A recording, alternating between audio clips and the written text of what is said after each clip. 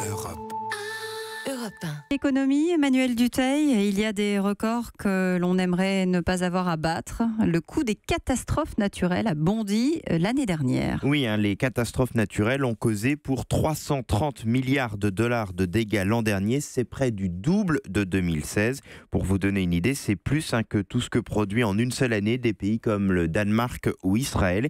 Calcul réalisé par le réassureur Munich Re. Ce réassureur parle même du bilan le plus élevé de l'histoire après 2011. Swiss Re, un autre très gros acteur du secteur, parlait lui il y a quelques jours de la troisième année la plus importante pour les assureurs en presque 50 ans, date à laquelle il a commencé ses calculs. C'est vrai qu'on n'a pas été épargné par les catastrophes cette année. Oui, la facture est lourde à cause des terribles ouragans qui ont ravagé notamment Saint-Martin, mais aussi à cause du gigantesque tremblement de terre au Mexique.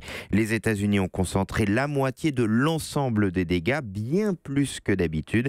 La tempête Harvey au mois d'août, avec ses pluies torrentielles sur le Texas, a causé à elle seule 85 milliards de dollars de dégâts. On peut aussi citer les feux de forêt historiques en Californie. Au total, quelques 710 événements climatiques ou géologiques extrêmes ont été recensés en 2017 dans le monde. Ça représente environ 100 événements en plus que la moyenne de ces 10 dernières années.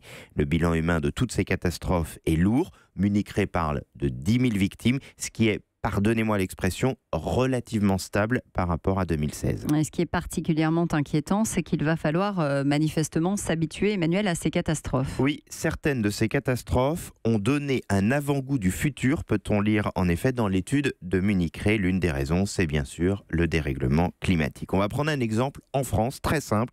La Fédération des sociétés d'assurance a sorti en décembre 2015 une étude très inquiétante, un doublement à l'horizon 2040 de la facture des indemnisations liées aux inondations et à la sécheresse. Dans certains départements, les fondations des maisons et immeubles pourraient poser problème tout simplement à cause de la sécheresse des sols. Vous voyez, ça c'est un risque très concret à 2 pas de chez nous.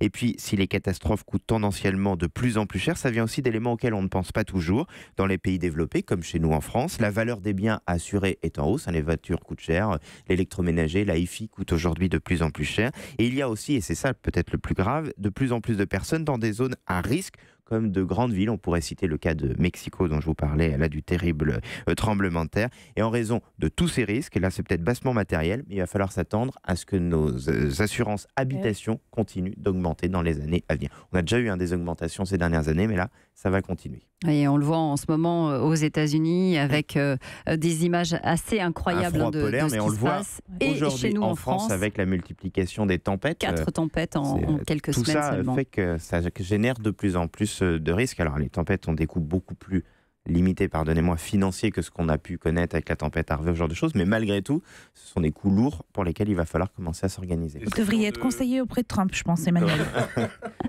Oui, écoutez, il en a besoin en ce moment de conseiller j'ai l'impression, oui. Donald Trump. Je me demandais si on construisait plus cher mais plus sûr, est-ce qu'au final ça ne reviendrait pas moins cher aux assurances? Si, bien sûr, mais le problème c'est aujourd'hui tout ce qui a été construit. Et ça c'est un vrai problème dans des pays très denses.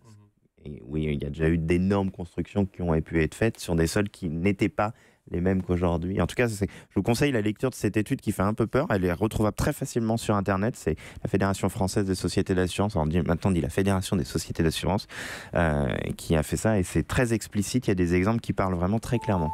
Europe 1.